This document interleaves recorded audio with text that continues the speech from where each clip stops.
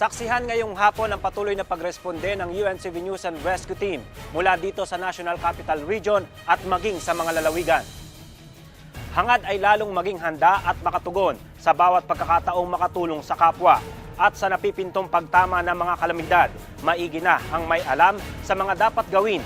Kaya naman, UNCV News and Rescue Team Bataan dumaan sa mga pagsasanay kasama ang PDRRMO Bataan. Sumabak sa 3 araw na First Aid and Basic Life Support ang UNTV News and Rescue Team Bataan kasama ang Provincial Risk Reduction and Management Office ng Bataan. Ito ay upang ma-enhance ang kakayahan ng ating mga tagasagip buhay sa pagsagip sa mga nangangailangan. Alinsunod sa giya ni Mr. Public Service Kuya Daniel Rason, lalo na at patuloy na dumarami ang bilang ng mga nasasangkot sa mga disgrasya sa lalawigan. Ilan din sa ating mga kasambahay na nanay dito sa Bataan ang nagpakita ng interes upang matuto ng kaalaman hinggil sa first aid management. Kasama din ang ilang membro ng Mothers Club mula sa Members Church of God International o MCGI na dumaan din sa mga pagsasanay. Bagamat may katandaan na ang ilan sa kanila, gaya na lamang ni Nanay Hubita, hindi naging balakid ang kanyang edad upang sumama sa First Aid and Basic Life Support Training. Nagkaroon kami ng ganitong pagkakataon na makapag-training. Ito po'y mai-apply namin sa aming una-una, sa aming pamilya. Pangalawa po, just in case po sa labas ng bahay na makakita po kami ng mga hindi inaasahang mga pangyayari, aksidente, makakatulong po din po kami. Si Ate Angie naman na may 2 anak at mahigit 7 taon ng dialysis patient ay hindi naging hadlang ang pinagdaraan ng karamdaman upang mag-undergo sa nasabing pagsasanay.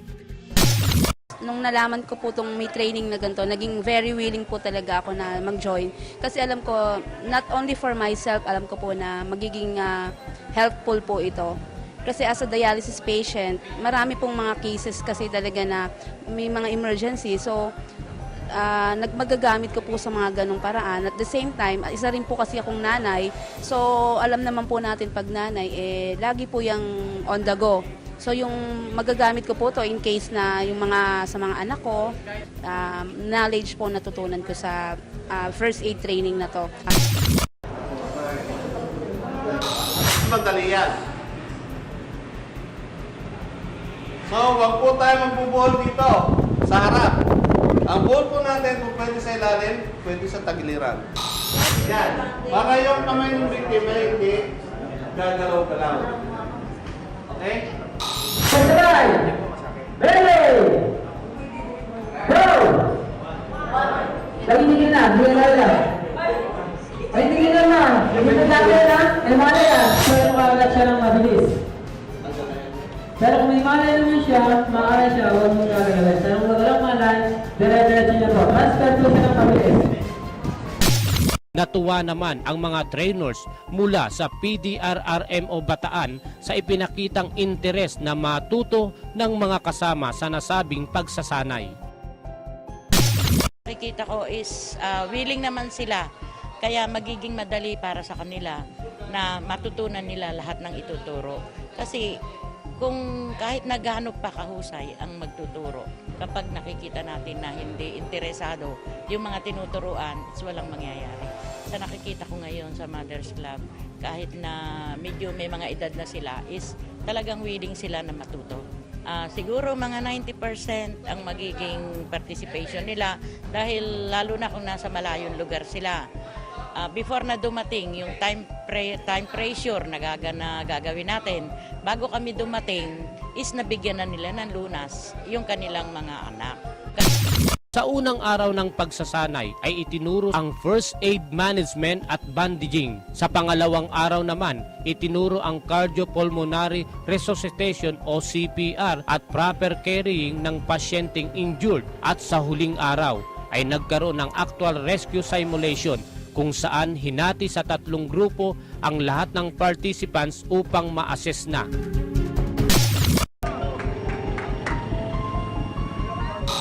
Ano nararamdaman niyo?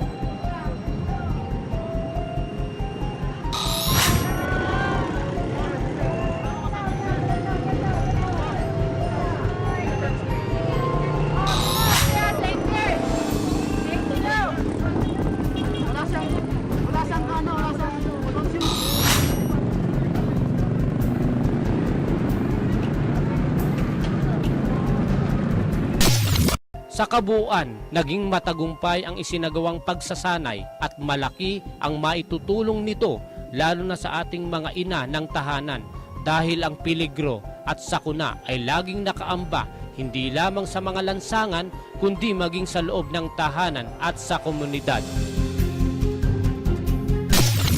Ang pagiging handa sa mga sakuna ay higit na maigi upang sa oras ng pangangailangan ay makatulong sa kapwa. Dahil iba na ang may sapat na alam sa mga kaalamang pangkaligtasan.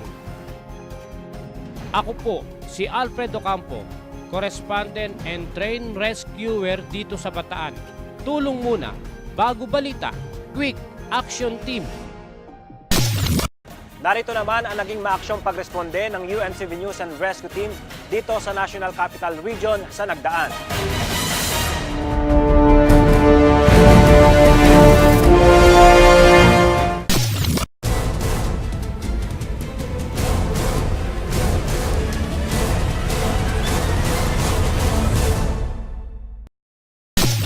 Nirespondihan ng UNTV News and Rescue Team ang isang aksidente sa pagitan ng truck at van sa bahagi ng Corner Road 1, Visayas Avenue, Quezon City. Tatlo ang nasugatan na kinilalang sina Jamaica Kalimag, 17 anyos, Norwin Oliveres, 22 anyos at si Ariel Tomeneo, 45 anyos na pawang empleyado ng isang burger stand. Nagtamo sila ng gasgas sa tuhod na nilapatan ng paunang lunas ng News and Rescue Team.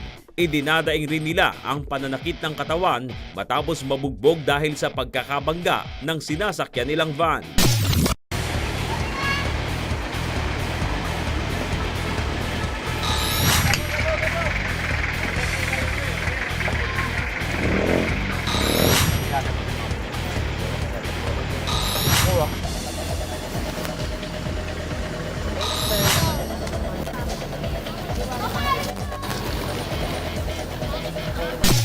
Ligtas naman ang driver ng truck pati na ang pahinante nito.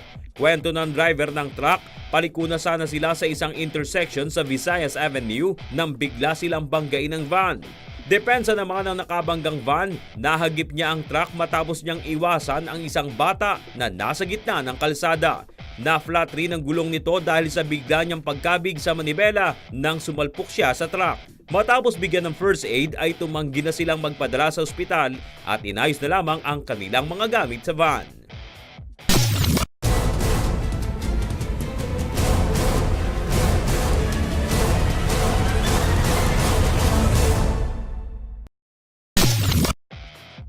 Isang aksidente ang nirespondihan ng UNTV News and Rescue Team sa Quezon City. Nagbanggaan ang dalawang motorsiklo sa bahagi ng Quirino Highway. Sa sobrang lakas ng impact, nawasak ang dalawang motorsiklo at tumilapo ng tatlong sakay nito habang nagkalat naman sa daan ang dalang gamit ng mga biktima. Kinilala mga ito na sina Eric Cantuba, 28 anyos at Ronald Reyes, 23 anyos na magkaangkas sa isang motorsiklo. Ang isa namang rider ay hindi na nakuhanan ng impormasyon dahil kinailangan na itong isugod sa ospital dahil sa kritikal na kalagayan. Unang nakarating sa accident scene ang Caloocan City Emergency Responder kaya't iniuna nilang isinugod sa Manila Central University Hospital ang rider na nagtamo ng matinding pinsala. Ilang segundo lamang ay dumating din ang UNTV News and Rescue Team at ang MMDA Rescue Unit at pinagtulungan na lapatan ng paunang lunas ang dalawa pang biktima.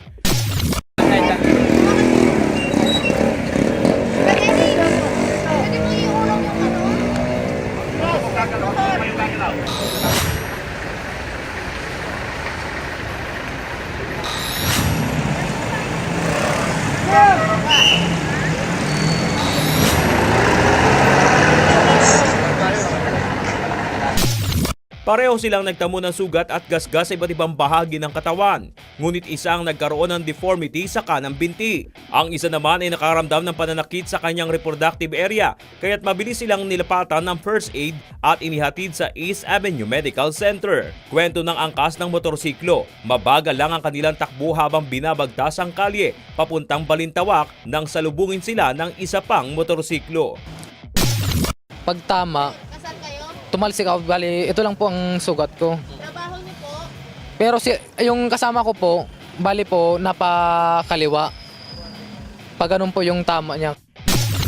Nasa tamang lane umano sila kaya't nagulat sila nang biglang sumulpot sa kanilang harapan ang kabanggaang motorsiklo. Sa sobrang tuloy umano ng takbo ng isa ay sabay silang tumalsik sa kalsada.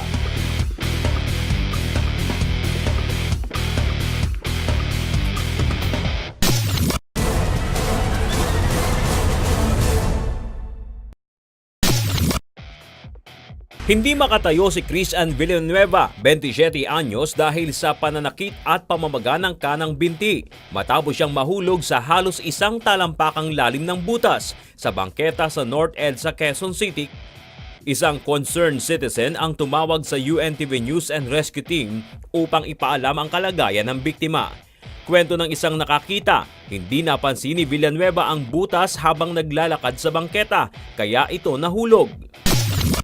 May dumaan daw na sasakyan, lalabas yata doon, hindi niya nakita na may butas dyan. Nalusot siya dyan. At dahil hindi ito makapagsalita at makarinig, tanging pagsusulat sa isang papel ang ginamit nito upang makausap at makahingi ng saklolo mula sa isang ginang.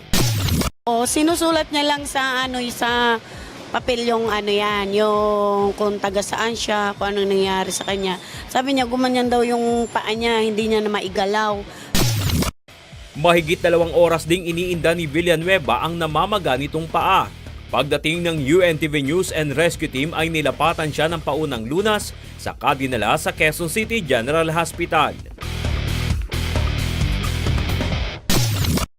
Sa oras ng sakuna, tumawag sa aming mga emergency hotline upang tulong ay maasahan dahil ang aming mga kasama ay laging nakaalalay at nakaantabay para sa inyong mga kaligtasan. Maging responsableng mamamayan.